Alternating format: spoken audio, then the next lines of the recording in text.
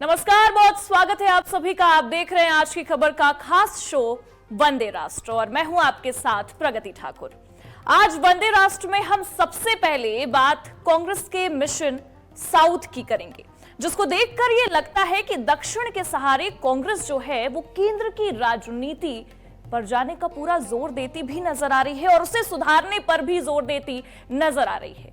दरअसल आपको ये बता दें कि भारतीय राजनीति में कई बार फैसले चुनाव जीतने के लिए नहीं लिए जाते हैं। फैसले इसलिए भी लिए जाते हैं कि भविष्य की जमीन तैयार हो सके।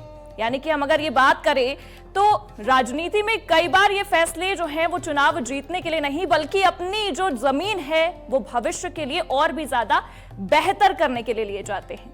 अभी जो हलचल साउथ को लेकर देखने को मिल रही है कांग्रेस के भीतर, ये सब केवल राज्य स्तरीय राजनीति नहीं बल्कि 2029 के लोकसभा चुनाव की शुरुआती पटकथा भी है।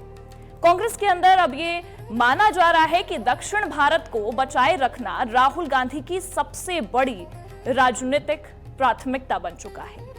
फिलहाल कांग्रेस दक्षिण के 5 राज्यों में से 4 में या तो सत्ता में है या गठबंधन सरकार का हिस्सा बनी हुई है। ऐसे में बीजेपी के खिलाफ दक्षिण भारत कांग्रेस का सबसे मजबूत राजनीतिक किला भी माना जा रहा है। आने वाले लोकसभा चुनाव को ध्यान में रखते हुए राहुल गांधी लगातार ऐसे फैसले ले रहे हैं जो पार्टी को लंबे समय तक फायदा भी पहुंचा सकता है। तो वहीं अगर हम बात करें बीजेपी की, तो बीजेपी को भी ये सोचने पर मजबूर कर रहा है, क्योंकि राहुल गांधी लगातार ऐसे फैसले साउथ को लेकर लेते दिखाई दे रहे हैं। चाहे हम केरल की बात करें, चाहे हम कर्नाटक की बात करें, क्योंकि साउथ को अगर राहुल गांधी मजबूत कर रहे हैं तो ये साफ समझ में आ रहा है कि राहुल गांधी अपनी जो आने वाली भविष्य है, जो जमीन है, उसे सुधारने की पूरी कोशिश करते भी नजर आ रहे हैं। और ये भी साफ नजर आ रहा है कि कांग्रेस की एक बड़ी रणनीति भी तैयार हो रही है। और देखिए, सबसे बड़ा जो संकेत है वो केरल को हम देखकर समझ सकते हैं, जहां पर कांग्रेस नेतृत्व ने अनुभवी नेता केसी वेणुगोपाल की तुलना में वीडी सतीशन को भविष्य में मुख्यमंत्री के चेहरे के तौर पर ज्यादा महत्व दिया है। क्योंकि ये चर्चाएं थी कि अगर हम देखें एक तरीके से तो केसी वेणुगोपाल मुख्यमंत्री बन सकते हैं केरल के, क्योंकि जब भी चुनाव हो रहा था चर्चा उन्हीं की हो रही थी। लेकिन हमने देखा आखिरकार नतीजा क्या निकला। कांग्रेस ने वीडी सतीशन पर मुख्य फोकस किया। भविष्य के मुख्यमंत्री के चेहरे के तौर पर उन पर ज्यादा महत्व दिया गया। इसे पार्टी के भीतर पीढ़ीगत बदलाव और संगठनात्मक रणनीति के रूप में भी देखा जा रहा है।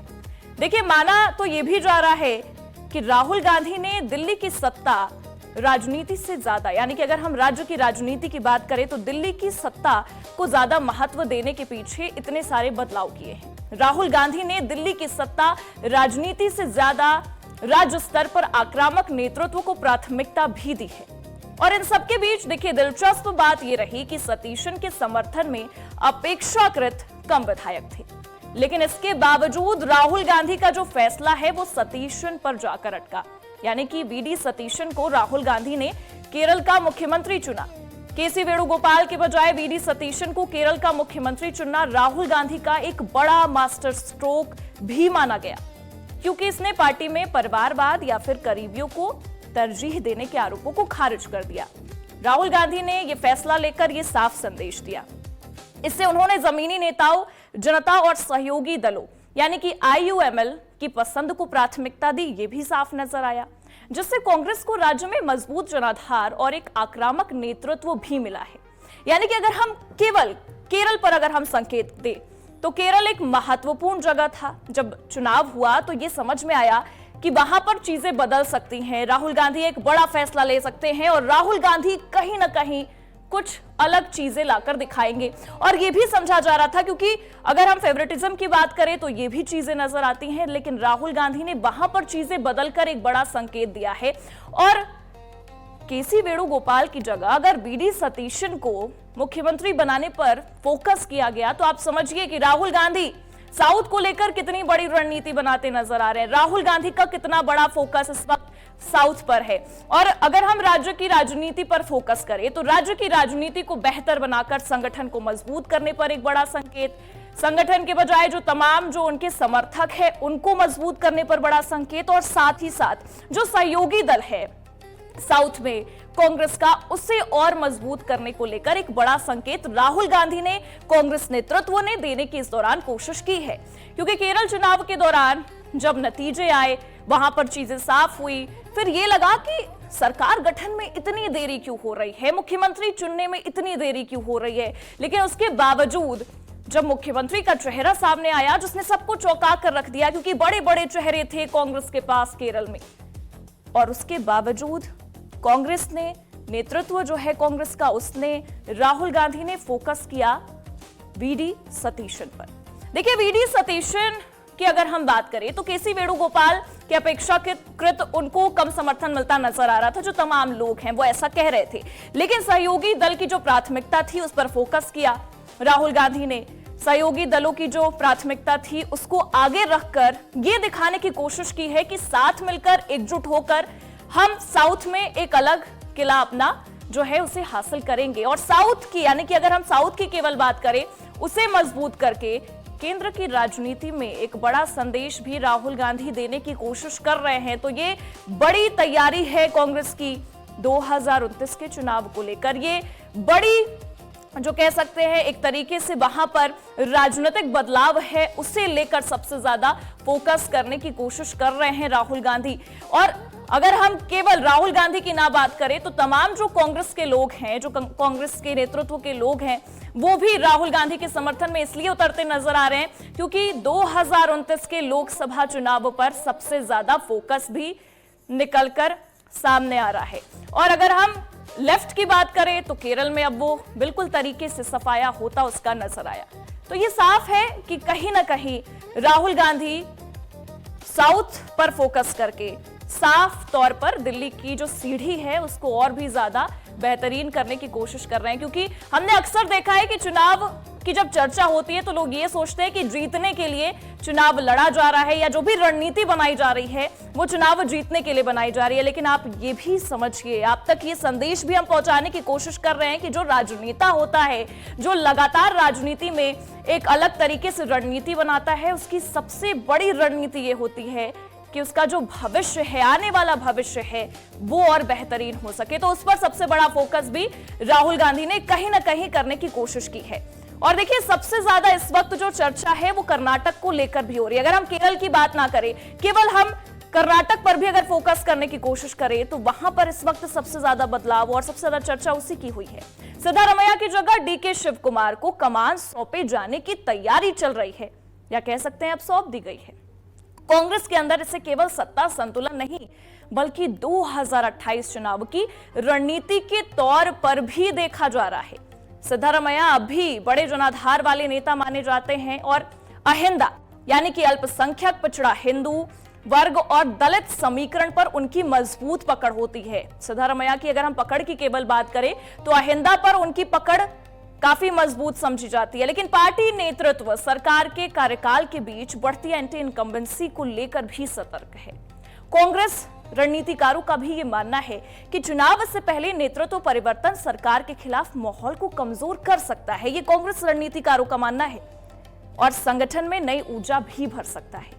देखिए, डीके शिव कुमार को संगठन पर मजबूत पकड़ और संसाधन जुटाने की क्षमता के कारण कांग्रेस के लिए बेहद अहम माना जा रहा है। डीके शिव कुमार की अगर हम बात करें, और सिद्धारमैया ने भी उनका प्रस्ताव दिया था, तो कहीं ना कहीं एक बड़ी रणनीति यहां पर भी कांग्रेस ने आजमाई है। खासकर इसलिए क्योंकि कर्नाटक दक्षिण भारत में बीजेपी का सबसे बड़ा राजनीतिक गढ़ भी है।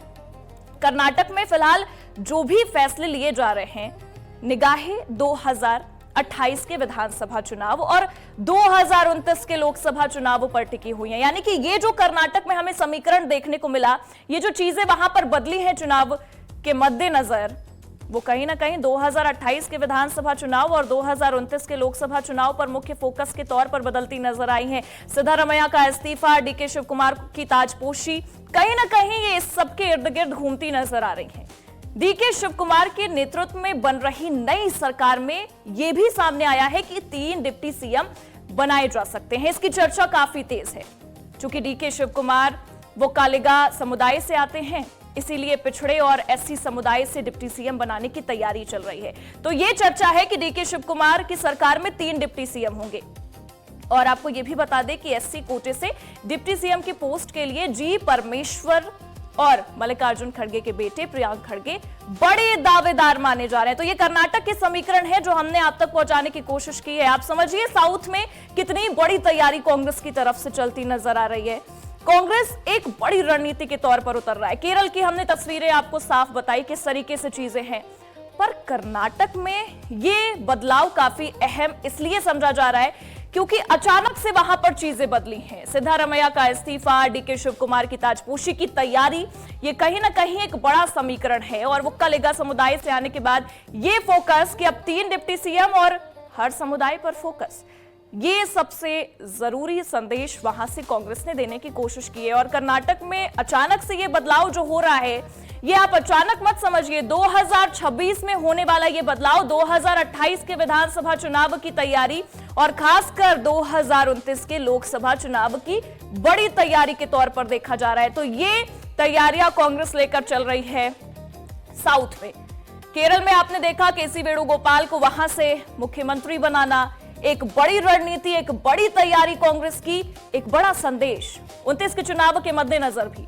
और कर्नाटक में अचानक से इतना बड़ा बदलाव, ये भी एक अहम चीज है। इसे भी समझने की इसलिए जरूरत हो जाती है क्योंकि जहां एक तरफ चर्चा केरल की हो रही थी, वहां दूसरी तरफ कर्नाटक में इतना बड़ा राजनीतिक उलटफेर होना कहीं ना कहीं कांग्रेस की एक बड़ी रणनीति के तहत साफ तौर पर समझा जा सकता है। 2029 का लोकसभा चुनाव कांग्रेस की नाक का सवाल भी है क्योंकि 2029 में अपने भविष्य को कैसे चमकाना है, जमीन को कैसे मजबूत करना है, उसकी तैयारी 2026 से कांग्रेस करती नजर आ रही है साउथ में। ये साफ हमें दिखाई दे रहा है।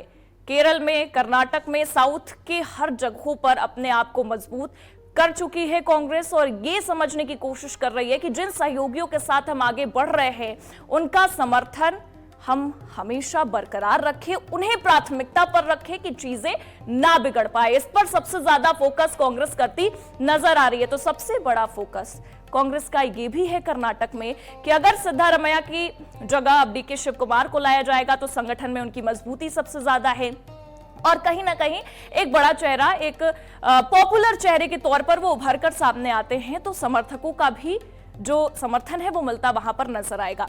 और डीके शिव कुमार को जब मुख्यमंत्री वहां पर बनाया जाएगा, यानी कि ताजपोशी जब उनकी होगी अभी कुछ दिनों में, तो यह भी साफ होता नजर आएगा कि 3 डिप्टी सीएम होंगे और तीनों डिप्टी सीएम किन किन समुदाय से आएंगे इस पर भी फोकस करना जरूरी हो जाता है क्योंकि कांग्रेस इस पर भी सबसे ज्यादा ध्यान दे रही है। 2029 के लोकसभा चुनाव के मद्देनजर, 2028 के विधानसभा चुनाव के मद्देनजर, 2026 में ये जो बदलाव कांग्रेस करती नजर आ रही है साउथ में, उसका सीधा फोकस है 2029 की सीढ़ियों को मजबूत करना, यानी कि लोकसभा चुनाव की सीढ़ियों को मजबूत करना। और सबसे ज्यादा चर्चा कहीं ना कहीं कर्नाटक के इस वक्त हो रही है। और देखिए आपको यह भी बता दें कि यह भी सबसे ज्यादा फोकस है कि जब 3 डिप्टी सीएम बनाए जाएंगे, क्योंकि अगर हम डीके शिव कुमार की बात करें तो वो वोक्कालिगा समुदाय से आते हैं, तो इसीलिए यह भी फोकस है कि पिछड़े और एससी समुदाय से डिप्टी सीएम बनाए जाए। पिछड़े और एससी समुदाय से डिप्टी सीएम बनाए जाने पर फोकस होगा, जिसमें किन के नाम चर्चा में है आपको एक बार फिर से वो समझाने की हम कोशिश करेंगे। देखिए, डिप्टी सीएम पोस्ट के लिए जी परमेश्वर का नाम सामने आ रहा है, मल्लिकार्जुन खड़गे के बेटे प्रियांक खड़गे का नाम भी सामने आ रहा है।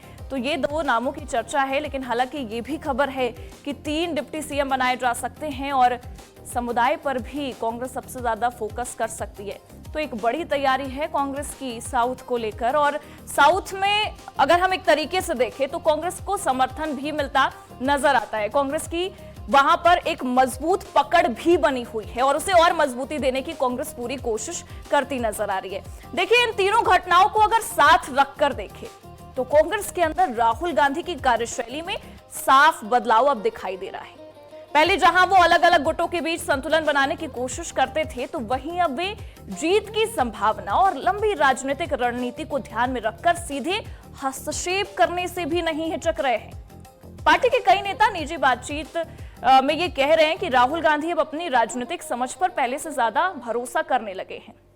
कई नेता ये कहते नजर आ रहे हैं कि राहुल गांधी अब अपनी जो राजनीतिक समझ है उस पर पहले से कई ज्यादा भरोसा कर रहे हैं।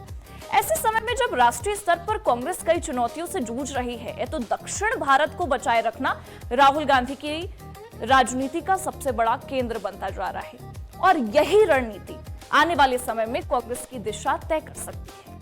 अगर कांग्रेस को दिल्ली की सीट तक पहुंचना है तो कांग्रेस को क्या करना होगा, यह भी सबसे ज्यादा अहम हो जाता है। और हम आपको वो भी समझाने की कोशिश करेंगे कि अगर दिल्ली की सीट तक कांग्रेस को पहुंचना है तो उसे क्या करना होगा। चलिए आपको वो भी एक बार से समझा देते हैं, क्योंकि दिल्ली की सीट अब कहीं ना कहीं काफी अहम हो गई है कांग्रेस के लिए। और सबसे बड़ी बात यह हो जाती है कि कांग्रेस उस पर सबसे ज्यादा फोकस करेगी। कांग्रेस का असल मकसद होगा, देखिए, साउथ से दिल्ली पर निशाना। अब आपको यह बता दें कि युवा नेतृत्व को जगह देना, युवाओं पर फोकस है कांग्रेस का शुरू से, और यहां पर भी युवा नेतृत्व को जगह देती कांग्रेस नजर आएगी। जातीय समीकरणों को रीसेट करना, जातीय समीकरणों को रीसेट करेगी कांग्रेस। भाजपा विरोधी सामाजिक गठबंधन भी तैयार करना, भाजपा विरोधी सामाजिक गठबंधन तैयार करेगी कांग्रेस, इस पर फोकस है।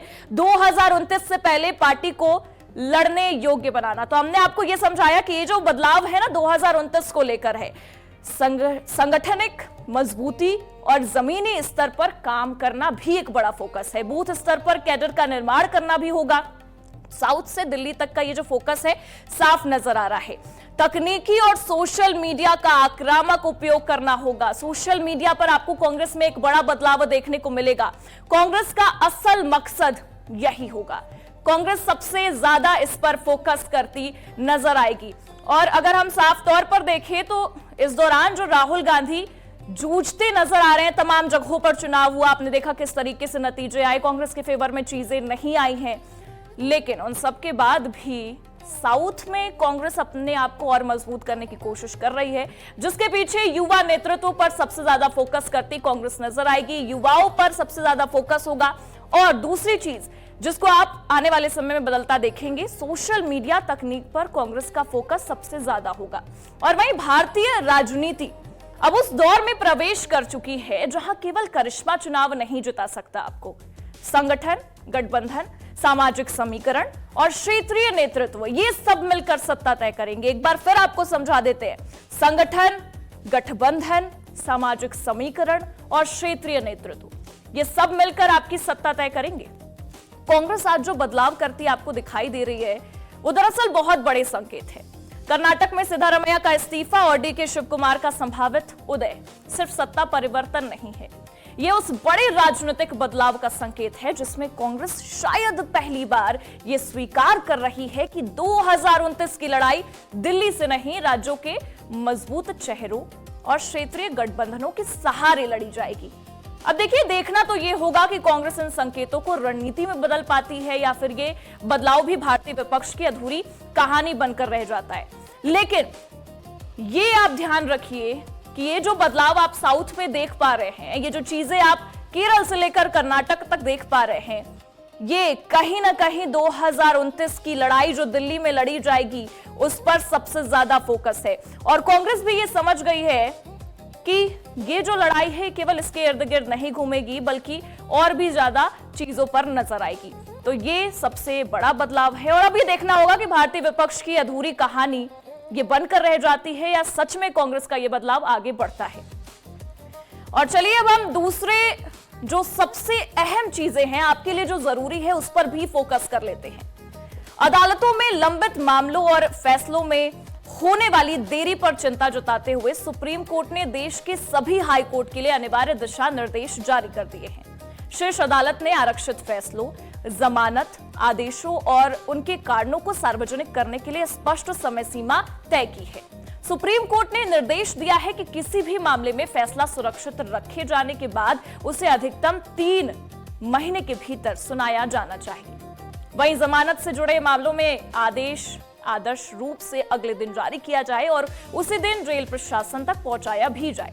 अदालत ने यह भी कहा है कि जिन अंडर ट्रायल कैदियों को जमानत मिल चुकी है उनकी रिहाई उसी दिन या अधिकतम अगले दिन सुनिश्चित की जानी चाहिए।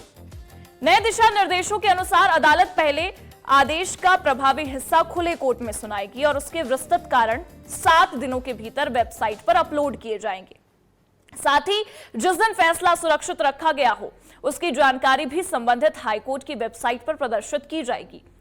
सुप्रीम कोर्ट ने स्पष्ट किया है कि यदि निर्धारित समय सीमा का पालन नहीं किया जाता है तो मामला किसी अन्य पीठ को सौंपा जा सकता है। वहीं यदि फैसले के कारण 30 दिनों के भीतर अपलोड नहीं किए जाते हैं तो मामला वापस लेकर नई पीठ के समक्ष भी भेजा जा सकता है। और वहीं सुप्रीम कोर्ट ने यह भी निर्देश दे दिया है। लेकिन अब आपको यह बताते हैं कि सुप्रीम कोर्ट ने हाई कोर्ट को यह निर्देश किस केस की सुनवाई करते हुए दिया है। दरअसल ये मामला अनुसूचित जनजाति यानी कि एसटी और अन्य पिछड़ा वर्ग यानी कि ओबीसी के 4 दोषियों की याचिका से जुड़ा हुआ है।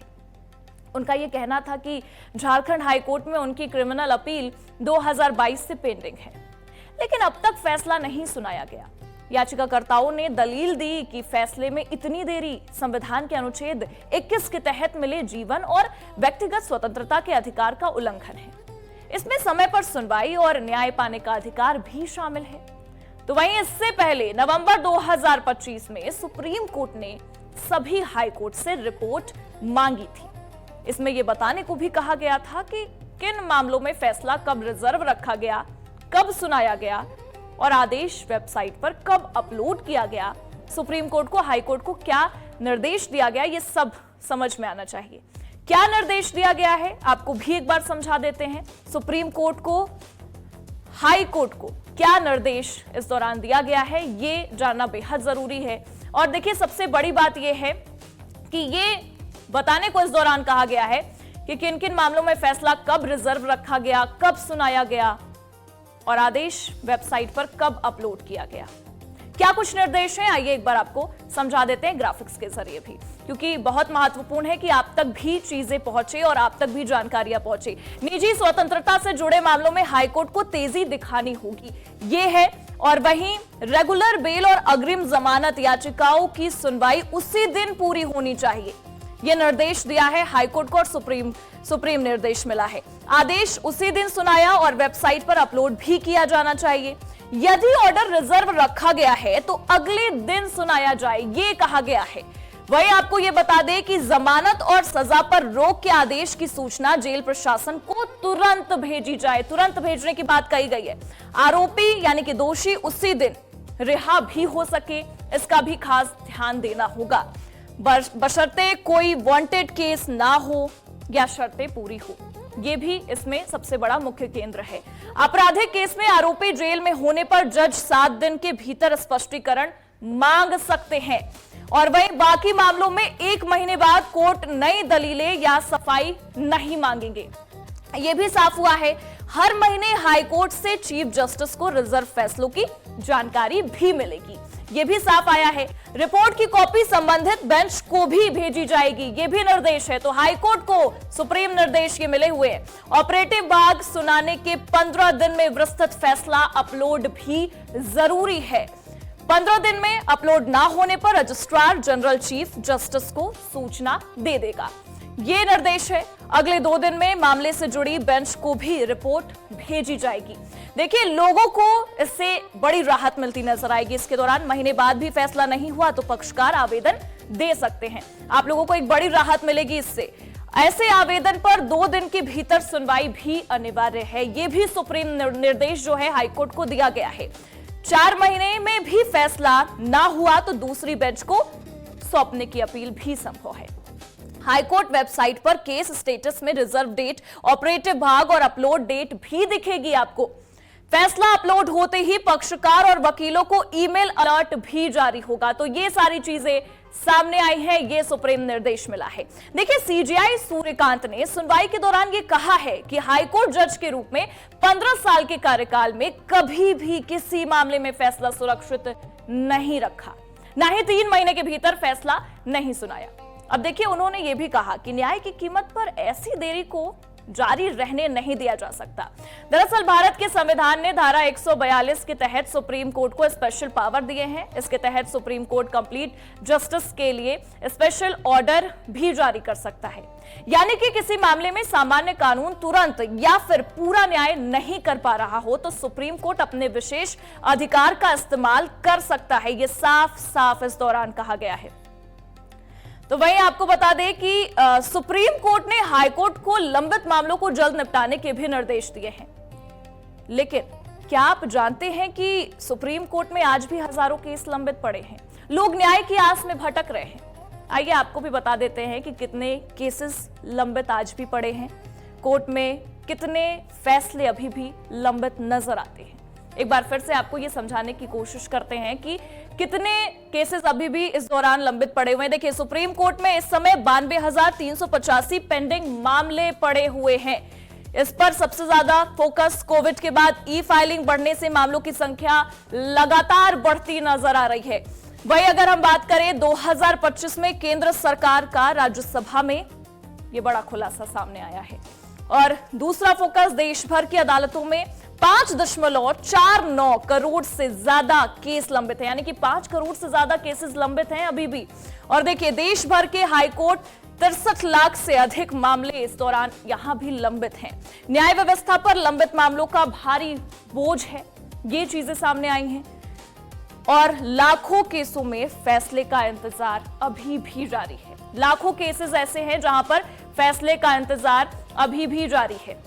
लेकिन अब आपको ये बताते हैं कि सुप्रीम कोर्ट की टिप्पणी के बाद जनता को क्या फायदा होगा। जो निर्देश सुप्रीम कोर्ट ने दिए हैं इस दौरान, यानी कि सुप्रीम निर्देश जो हाईकोर्ट को मिला है, इससे जनता को क्या फायदा होगा, ऐतिहासिक कदम से आम नागरिकों को होने वाले प्रमुख लाभ क्या होंगे, ये भी आपको एक बार फिर से समझा देते हैं ग्राफिक्स के माध्यम से, जो आपको आसानी तक वहां तक पहुंचे। देखिए, लोगों को मानसिक तनाव और तारीख पर तारीख से मुक्ति मिलती नजर आएगी। जो तारीख पर तारीख मिलती है उससे मामलों के सालों साल खींचने की परंपरा भी अब इस दौरान खत्म हो जाएगी। सालों साल मामले खिंच जाते हैं, भारी भरकम कानूनी खर्चों में भी कमी आएगी। भारी भरकम जो आपके कानूनी खर्चे होते हैं उससे कमी आएगी। अदालती आवाजाही और कागजी कार्रवाई पर होने वाले फिजूल खर्च भी अब रुक जाएंगे आपके। न्याय प्रणाली पर भरोसा और पारदर्शिता भी अब आएगी, यानी कि प्रणाली जो न्याय प्रणाली है उस पर भरोसा होगा अब लोगों को। देरी से मिला न्याय न्याय ना मिलने के बराबर है कि स्थिति जो है वो भी बदलेगी अब। तो वहीं पेंडिंग केसों का बोझ घटने से नई शिकायतों पर अदालतें तुरंत ध्यान दे सकेंगी। पेंडिंग केसों का जो बोझ है वो खत्म होगा तो नए केसेस पर भी ध्यान जाएगा। नागरिकों के मौलिक अधिकारों की भी रक्षा होगी इस दौरान, ये जो फैसला है उससे।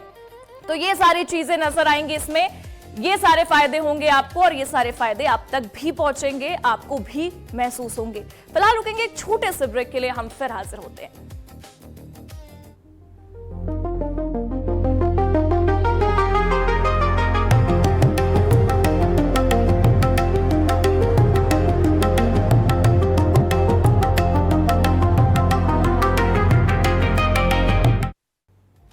ब्रेक के बाद आप सभी दर्शकों का स्वागत है। अब बात आपको सचेत करने की करेंगे वंदे राष्ट्र में, उस खबर की करेंगे जिसके मामले तेजी से इस वक्त बढ़ रहे हैं।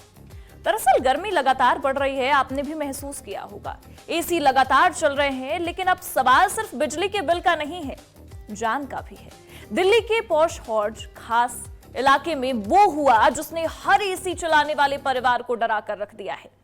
रिटायर्ड आईएएस अधिकारी धनेंद्र कुमार अपने घर में थे, आराम कर रहे थे, तभी अचानक एसी यूनिट में धमाका होने की आशंका जताई गई।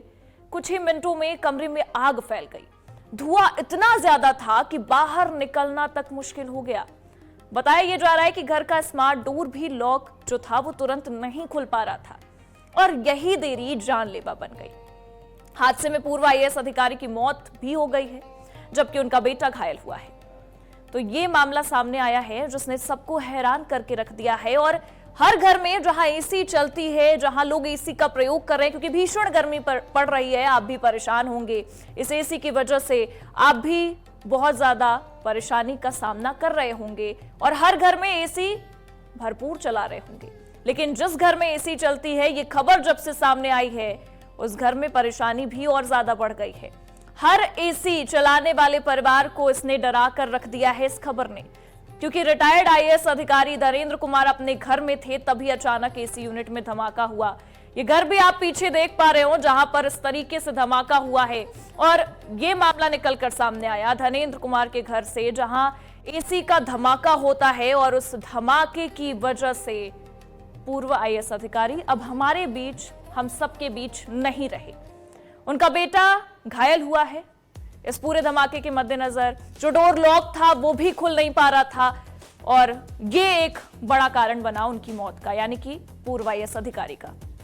देखिए, भीषण गर्मी की वजह से लोग एसी का प्रयोग बहुत ज्यादा कर रहे हैं, लेकिन जब से ये खबर सामने आई है सबको हैरान करके रख दिया है कि एसी का प्रयोग आखिरकार कितना करे, लिमिट कितनी रखे, क्योंकि गर्मी तो बहुत ज्यादा है। परेशानी का जो सबब है ये बनती नजर आ रही है और जब से ये मामला सामने आया तब से और भी ज्यादा लोग परेशान हैं। देखिए, आपको ये भी बता दें कि आईएएस अधिकारी की मौत हो गई है, उनका बेटा घायल है, लेकिन क्या है पूरा मामला आपको एक बार फिर से ग्राफिक्स के जरिए हम समझाने की कोशिश करेंगे जो आसानी से आप तक पहुंच जाए। ये पूरा मामला, पूर्व आईएएस के घर में भीषण आग लगी पूर्व आईएएस के घर में और एसी यूनिट ब्लास्ट की आशंका इस दौरान जताई गई। आईएएस अधिकारी है, उनके घर में भीषण आग लगती है, एसी यूनिट जलने की आशंका है। कमरे में तेजी से जहरीला धुआं फैलने लगा और स्मार्ट लॉक तकनीकी दिक्कत के कारण नहीं खुल पाया, जो एक बड़ा कारण रहा क्योंकि स्मार्ट लॉक खुल नहीं पा रहा था। पूर्व आईएएस धनेंद्र कुमार की इसी वजह से दम घुटने से मौत हो गई, क्योंकि पूरे रूम में धुआं फैल गया और दम घुटने की वजह से मौत हो गई।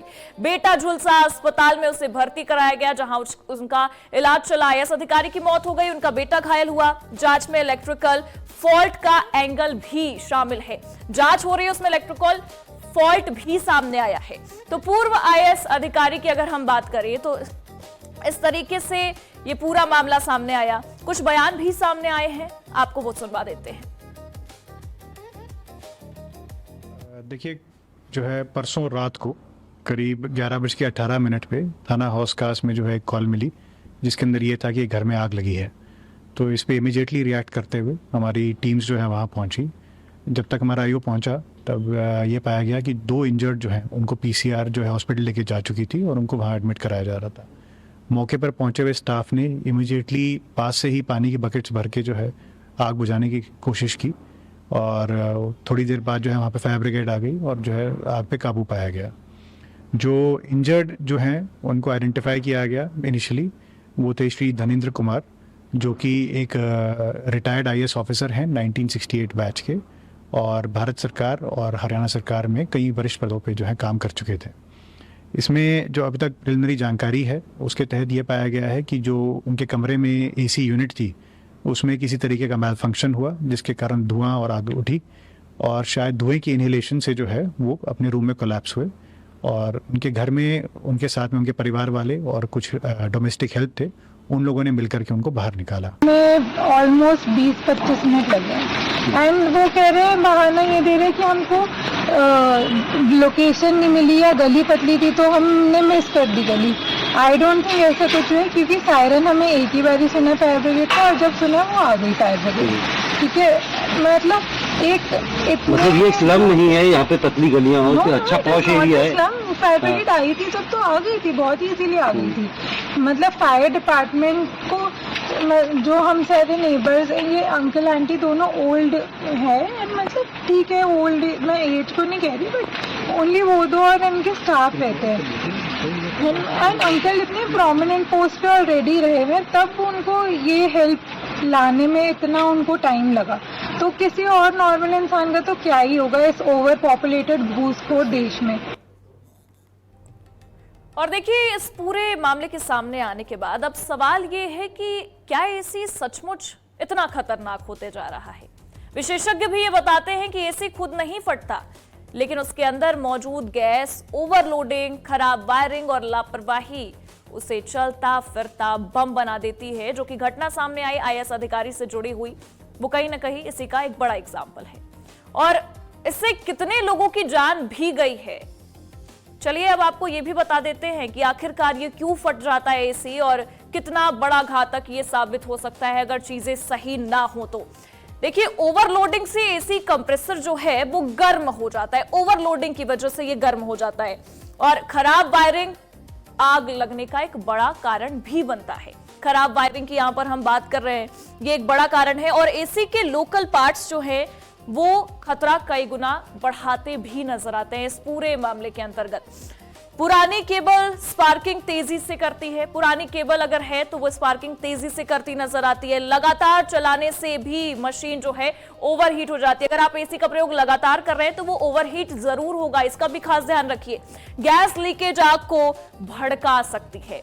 गैस लीकेज भी आग को भड़का सकती है, ये भी बड़ा कारण है। बिना सर्विसिंग एसी जोखिम बढ़ाता है, अगर आपने सर्विसिंग नहीं कराई है तो भी ये बड़ा कारण है आग लगने का या एसी फटने का। घटिया एक्सटेंशन बोर्ड बेहद खतरनाक साबित हो सकता है। अगर आप एक्सटेंशन बोर्ड यूज कर रहे हैं, उसका इस्तेमाल कर रहे हैं और अगर वो घटिया है तो ये बड़ा खतरा हो सकता है। ओवरहीटिंग भी एक बड़ा खतरा है। देखिए, गर्मी बहुत ज्यादा है, भीषण गर्मी पड़ रही है, उससे हम और आप सभी जूझ रहे हैं। लेकिन कई लोग ऐसे होते हैं जो एसी का लगातार प्रयोग करते हैं, बहुत कम समय होता है जब उसे बंद करते हैं, पावर ऑफ करते हैं। लेकिन अगर आप उसका लगातार ज्यादा इस्तेमाल करते जाएंगे तो जाहिर सी बात है कि मशीन है वो ओवरहीट करेगा, और जब वो ओवरहीट करेगा तो एक बड़ा कारण बन सकता है, और ये चलता फिरता बम भी बन सकता है, और आग लगने का भी एक बड़ा कारण हो सकता है। कंप्रेसर भी अगर खराब हो तो वो भी एक बड़ा कारण बन सकता है। साथ ही साथ हमने आपको एक चीज और समझाने की कोशिश की है कि अगर आप एसी के जो वायर प्रयोग कर रहे हैं वो अगर सही नहीं है, पुराने वायर हैं, और वो भी एक बड़ा कारण है एसी फटने का, जो कई सारी घटनाएं इस दौरान सामने आई हैं इस गर्मी में। और देखिए, ये सारी वजहें हैं। फायर डिपार्टमेंट भी कुछ कहता नजर आता है। उनके मुताबिक गर्मियों में घरों में लगने वाली आग की बड़ी वजह इलेक्ट्रिक ओवरलोड होती है, खासकर मई जून के महीने में जब बिजली की खपत रिकॉर्ड स्तर पर पहुंचती है, क्योंकि मई जून में बहुत ज्यादा गर्मी पड़ती है, लोग बहुत ज्यादा इस्तेमाल भी करते हैं। कई मामलों में तो लोग सोते रह जाते हैं और धुआं पहले पूरे कमरे को भर देता है, और कई मामले भी ऐसे सामने आए हैं जहां सोते वक्त भी हादसे हुए हैं। देश भर में एसी ब्लास्ट और आग लगने के मामले तेजी से बढ़ रहे हैं, तेजी से सामने आ रहे हैं। दिल्ली की बात कर लीजिए, नोएडा की बात कर लीजिए, मुंबई की बात कर लीजिए, लखनऊ, जयपुर तक कई शहरों में पिछले कुछ सालों में एसी फटने या शॉर्ट सर्किट से आग लगने की घटनाएं भी बढ़ी हैं। आपको ये भी बता देते हैं कि हाल ही में कहां-कहां एसी फटने से हादसे हुए हैं, क्योंकि ये भी जानना बेहद जरूरी है कि कई जगहों पर एसी फटे। ग्राफिक्स के जरिए आपको समझा देते हैं कि किस तरीके से ये घटनाएं सामने आई हैं। देखिए, दिल्ली हौज खास में पूर्व आईएएस की मौत हुई है, हाल ही की घटना सामने आई, हमने पूरी जानकारी भी आपको दी। दिल्ली विवेक विहार में 9 लोगों की मौत हुई थी एसी की वजह से, चलता फिरता बम बन गया एसी। गाजियाबाद इंदिरापुरम फ्लैट में एसी ब्लास्ट हुआ, गाजियाबाद इंदिरापुरम का ये मामला जहां पर एसी ब्लास्ट हुआ। दिल्ली अशोक विहार थाने में भी एसी फटा। दिल्ली की ये घटनाएं सामने आई थी, जहां पर अगर राजस्थान की हम बात करें, जैसलमेर में एसी बस शॉर्ट सर्किट हादसा हुआ। नोएडा हाईराइज सोसाइटी फ्लैट में आग फैली, नोएडा की यह घटना सामने आई, इसने भी सबको हैरान किया। कई मामलों में शॉर्ट सर्किट सबसे बड़ी वजह बना। कई मामले ऐसे हैं जहां पर शॉर्ट सर्किट को एक बड़ी वजह माना गया। बंद दरवाजे और ग्रिल बने जानलेवा जाल, ये सबसे बड़ा पॉइंट है। ये कहां-कहां हादसे हुए, एसी कब-कब जानलेवा बना, इस पर भी बहुत ध्यान रखने की जरूरत है। और देखिए, सबसे बड़ी बात यह हो जाती है कि चीजें आपको तब परेशान करती हैं जब आप उसका गलत तरीके से इस्तेमाल करते हैं। मशीन का अगर आप गलत तरीके से इस्तेमाल करेंगे, यानी कि उसे ज्यादा प्रयोग करेंगे, तो वो ओवर हीटिंग करेगा। उसका जो सबब, यानी कि परेशानी का जो सबब है, वो आप तक पहुंचेगा और आपको नुकसान पहुंचाएगा। ये जो सारे मामले हमने आपको बताए हैं, कुछ मामले हाल ही के हैं, कुछ कई दिन पुराने हैं, कुछ कई महीने पुराने हैं, लेकिन ये सारे मामले आपको सचेत करने के लिए हैं कि एसी अब चलता फिरता बम भी बन सकता है अगर आप उसका सही तरीके से इस्तेमाल नहीं करते हैं।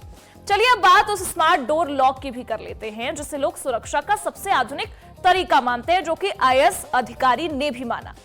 लेकिन आग लगने जैसी स्थिति में यही सिस्टम जानलेवा भी साबित हो सकता है, जो कि इस मामले में हुआ। मानो अगर बिजली ही चली गई तो स्मार्ट लॉक तो खुलेगा ही नहीं। इसलिए विशेषज्ञ भी कहते हैं कि हर स्मार्ट लॉक में मैनुअल ओपनिंग सिस्टम होना बहुत जरूरी है, बेहद जरूरी है, जिससे बिजली जाने के बाद भी आपका लॉक खुल जाए। क्या है ये पूरा, ये भी आपको ग्राफिक्स के जरिए हम समझा देते हैं, क्योंकि स्मार्ट लॉक इस पूरे मामले में सबसे बड़ा हानिकारक बना। स्मार्ट लॉक बिजली पर निर्भर होते हैं, अगर बिजली है तो खुलेगा, नहीं है तो नहीं खुलेगा। और देखिए, आग में इलेक्ट्रॉनिक सिस्टम फेल हो सकता है, आग में इलेक्ट्रॉनिक सिस्टम फेल हो सकता है। दरवाजा खुलने में देरी जानलेवा भी साबित हो सकती है, जो कि इस मामले में हुई है, आईएएस अधिकारी वाले मामले में। धुएं में लोग अपने ही घर की दिशा तक भूल जाते हैं। जब धुआं फैलता है तो लोग भूल जाते हैं दरवाजा किधर है, चीजें कहां पर है। इमरजेंसी मैनुअल चाबी बेहद जरूरी है, उसे आप रखिए। विशेषज्ञ भी यही बताते हैं कि मैनुअल चाबी आपके पास होनी चाहिए। बैटरी खत्म होना भी एक बड़ा खतरा है। अगर उसकी बैटरी खत्म हो गई तो दरवाजा कैसे खुलेगा, लॉक आप कैसे खोलेंगे। हर घर में इमरजेंसी एग्जिट भी बेहद जरूरी है। हर घर में इमरजेंसी एग्जिट होना बेहद जरूरी है। स्मार्ट लॉक पर आप निर्भर नहीं रह सकते हैं। हाल ही की ये जो घटना सामने आई एसी ब्लास्ट की, आईएएस अधिकारी की, उसने ये सबक दी है कि आप सचेत रहिए, स्मार्ट लॉक पर केवल निर्भर मत रहिए। तो आखिर इन सबसे बचाव कैसे हो? विशेषज्ञ भी ये साफ कहते हैं कि एसी को सिर्फ मशीन ना समझे, ये हाई पावर इलेक्ट्रिकल डिवाइस है। एसी ब्लास्ट होने से बचाना चाहते हैं तो बहुत जरूरी है कि कुछ बातों का ध्यान रखना, क्योंकि गर्मी से बचाने वाली मशीन से अगर लापरवाही हुई तो मौत का कारण भी बन सकती है, जो कि बनी भी। तो चलिए आपको ये भी बताते हैं कि कैसे एसी को ब्लास्ट होने से बचाया जा सकता है। ये भी आपके लिए बेहद जरूरी है। समय पर एसी सर्विसिंग करवा ले, सबसे महत्वपूर्ण पॉइंट है ये। समय पर एसी की सर्विसिंग कराए। आईएसआई वायरिंग का इस्तेमाल करना चाहिए इस दौरान। ये भी है ब्लास्ट होने से आप इसे कैसे रोक सकते हैं। एक सॉकेट पर ज्यादा लोड ना हो, इसका खासा ध्यान दीजिए आप इस पूरे मामले के तहत। जलने जैसी गंध आने पर तुरंत पावर को ऑफ कर दे। अगर आपको गंध आ रही है, आप महसूस कर रहे हैं, तुरंत ऑफ कर दीजिए। स्पार्किंग दिखे तो एसी बंद करे, एमसीबी ही गिरा दे। जैसे स्पार्किंग दिखे आप एसी बंद करिए, एमसीबी गिरा दीजिए। घर में छोटा फायर एक्सीडेंट भी रखे। और जिस तरीके स्मार्ट लॉक की अगर हम बात करें तो बैकअप चाबी बहुत जरूरी है। विशेषज्ञ ये कहते हैं कि स्मार्ट लॉक अगर आप यूज कर रहे हैं तो आपके पास मैनुअल चाबी होनी चाहिए, बहुत जरूरी है। इमरजेंसी नंबर हमेशा फोन में सेव रखिए। इमरजेंसी नंबर बहुत जरूरी है, आपके लिए फायदेमंद है। और देखिए, हम बार बार आपको सर्विसिंग पर इसलिए फोकस करवाने की कोशिश कर रहे हैं क्योंकि सर्विसिंग अगर आप समय पर कराते हैं तो आपको परेशानी नहीं होगी। चाहे गर्मी चली जाए, जब उसका आखिरी महीना हो गर्मी का, तब भी आप सर्विसिंग करा के एसी को रख ले। और जब शुरुआत हो रही है गर्मी की, जब आप एसी का प्रयोग करने जा रहे हैं, तब भी बहुत जरूरी है। और जलने जैसी गंध अगर आपको महसूस हो रही है, अगर आपको थोड़ा सा भी लग रहा है कि कहीं से जलने की बू सामने आ रही है, तो आप तुरंत एसी का जो पावर है उसे ऑफ कर दे। हो सके तो एमसीबी भी गिरा दे। और लगातार स्मार्ट लॉक की बात इसलिए हो रही है क्योंकि ये जो केस सामने आया आईएएस अधिकारी से जुड़ा हुआ, उसमें एसी तो जान का खतरा बना ही, लेकिन स्मार्ट लॉक भी एक सबसे बड़ी वजह था जिस वजह से वो नहीं निकल पाए। देखिए, पूरे कमरे में धुआं फैल गया। उसके बाद स्मार्ट लॉक खोलने की कोशिश की गई, लेकिन किस्मत ये रही कि स्मार्ट लॉक नहीं खुलने पाया, समय से नहीं खुल पाया, जिस वजह से इस दौरान दम घुटने की वजह से आईएएस अधिकारी की मौत हो जाती है। उनका बेटा भी इस दौरान जोखिम होता है, घायल होता है, और ये चीजें भी सामने आती है। तो एसी का प्रयोग बहुत सावधानी से करना चाहिए। और आपको ये भी समझने की बहुत जरूरत है कि एसी आपको गर्मी से राहत तो देगा, एसी आपको राहत पहुंचाएगा, लेकिन एसी क्योंकि एक मशीन है और मशीन कभी भी उसके साथ कुछ भी हो सकता है, आप उसके भरोसे नहीं रह सकते हैं। तो ये जरूरी है कि आप उस मशीन का प्रयोग कैसे करें, कितनी सावधानियां बरतें, आप उसमें कौन से वायर लगा रहे हैं, किस तरीके के वायर लगा रहे हैं, इस पर भी आपको फोकस करने की सबसे ज्यादा जरूरी है। सर्विसिंग की लगातार हम बात कर रहे हैं क्योंकि जितनी भी घटनाएं सामने आई हैं उसमें सर्विसिंग सबसे ज्यादा महत्वपूर्ण इसलिए रहा क्योंकि कई बार ऐसा होता है कि हम सर्विसिंग नहीं कराते या थोड़ी देरी कर देते हैं और वो आपकी जान पर बनाती है, जान पर सबसे बड़ा खतरा होता है। देखिए, सबसे बड़ी बात यह है कि जिसे लोग गर्मी से राहत का सबसे बड़ा सहारा मानते हैं, अब वही कई घरों में खतरे की घंटी भी बनता दिखाई दे रहा है। दिल्ली में पूर्व आईएएस अधिकारी की मौत सिर्फ एक हादसा नहीं है, बल्कि हर परिवार के लिए चेतावनी है। थोड़ी सी लापरवाही, पुरानी वायरिंग, ओवरलोडिंग या फिर खराब सर्विसिंग कुछ ही मिनटों में पूरे घर को आग का गोला बना सकती है। याद रखिए, आग पहले सामान नहीं, सांसें छीनते हैं। आप ये सोचेंगे कि हम सामान बचा ले आग जलने से, लेकिन आग पहले सामान नहीं, आपकी सांसें छीन लेगा। जब देखिए आग लगती है, क्या होता है, धुआं फैलने लगता है। पूरे कमरे में आईएएस अधिकारी के धुआं ही फैलने लगा था, जिस वजह से उनकी दम घुटी। तो सबसे ज्यादा जरूरी ये हो जाता है कि आप किस तरीके से अपने आप को बचा सकते हैं। एसी की यहां पर इसलिए बात हो रही है क्योंकि जो हाल ही में कुछ केसेस सामने आए हैं मौत से जुड़े हुए, भीषण गर्मी से जुड़े हुए, वहां पर एसी सबसे बड़ी वजह बना मौत की। थोड़ी सी लापरवाही आपकी जान पर बना सकती है। पुरानी वायरिंग अगर आप एसी में कराते हैं तो वो सबसे बड़ा खतरा हो सकता है। ओवरलोडिंग, कई बार ऐसा होता है कि हम जैसे लोग ये सोचते हैं कि हम एसी से राहत पाले, बहुत ज्यादा गर्मी है, हम एसी लगातार चलाएं, लगातार उससे राहत पाए, ठंड महसूस करें, लेकिन ओवरलोडिंग अगर आप करते हैं तो ये सबसे बड़ा खतरा है। खराब सर्विसिंग भी एक बड़ा खतरा है।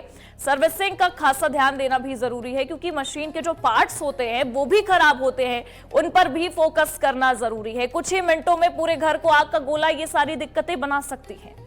याद रखिए, आपकी सांसें जरूरी हैं, सामान नहीं। सामान आप दोबारा ले आ पाएंगे लेकिन खुद को नहीं। इसलिए सिर्फ महंगा एसी खरीदना काफी नहीं है, उसकी सुरक्षा भी जरूरी है। आप ये सोचते हैं कि हम मार्केट जाए, बाजार जाए और हम एक महंगा एसी ले आए जो हमें पूरे गर्मी में राहत दे, ठंडी हवा दे, लेकिन आप ये नहीं सोचते कि हम उस एसी को सर्विसिंग के लिए भेजें, या उससे हम सर्विसिंग करा ले, या फिर उसकी वायरिंग हम अच्छी करा ले, उसके पार्ट्स का हम ध्यान रखें। कुछ चीजें अगर खराब हुई हैं तो उसे हम बदलने की कोशिश करें।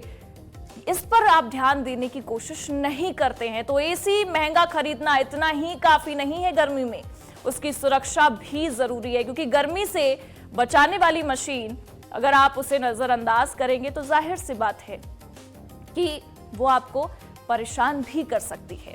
देखिए, आखिरी में ये भी होगा कि वो आपको एक ठंडी हवा दे सकती है, क्योंकि मशीन है, आप उसे इसलिए ही लगाते हैं, लेकिन सबसे बड़ी बात यह है कि वो आपको ठंडी हवा तो देगी, पर अगर आप उसका ध्यान नहीं देंगे, अगर आप खुद का ध्यान मत दीजिए, आप अपने आप का ख्याल मत रखिए, तो आपकी हेल्थ कंडीशन बहुत बिगड़ती है। तो बस यही बात है, जितना आप खुद का ध्यान देते हैं अपनी हेल्थ को सही करने के लिए, उतना ही आपको मशीनों पर भी फोकस करना पड़ेगा, क्योंकि मशीन आपकी जान पर भी बना सकती है। केवल एसी की बात ना करें, हर मशीन की अगर हम बात करें, उसका हम अगर खास ध्यान नहीं देंगे तो जाहिर सी बात है कि वो चीजें खराब करेगी। और आज जो ये केस सामने आया आईएएस अधिकारी से जुड़ा हुआ, वो कहीं ना कहीं हम सबको हैरान कर रहा है, और एक बार फिर से ये सवाल भी हम सबके सामने पैदा कर रहा है कि एसी क्या इतना बड़ा जानलेवा साबित हो सकता है? क्या वो हमारी जान पर बन सकता है अगर हम उसे सही ढंग से ना रखें? ये तस्वीरें सामने आई हैं, इसलिए हमारी सलाह यही है कि अपने साथ साथ उन मशीनों का भी ख्याल रखें जो आपके इर्द गिर्द है। आप एसी का प्रयोग कर रहे हैं, उसका खास ध्यान रखें, सर्विसिंग कराएं, ओवरलोडिंग ना करें, वायर सही लगाएं, उसके पार्ट्स को भी ध्यान दें कि कौन से पार्ट सही हैं, कौन से खराब हैं। सावधान रहे, सतर्क रहे। वंदे राष्ट्र में हम आपको यही जानकारियां पहुंचाने की कोशिश कर रहे हैं कि आपके लिए ये कितनी जरूरी है, कितनी महत्वपूर्ण है। अगर आप इन सब का ध्यान रखेंगे तो आप भी सुरक्षित रहेंगे और स्वस्थ भी रहेंगे। नमस्कार।